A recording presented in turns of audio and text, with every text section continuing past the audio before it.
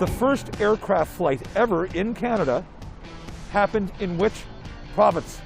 Nova Scotia, Ontario, or Saskatchewan? Nova Scotia. Ontario. Saskatchewan. I'll have to say Saskatchewan. Saskatchewan? Nova Scotia. It is Nova Scotia, sir.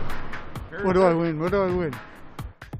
Experimental aviation in Canada began in Nova Scotia. The Silver Dart was an aircraft built and designed by a Canadian and American team under the guidance of Alexander Graham Bell. The inventor spent his final years in Bedeque, Cape Breton, and it was there on February 23, 1909, where the Silver Dart was piloted by John McCurdy, one of the plane's designers.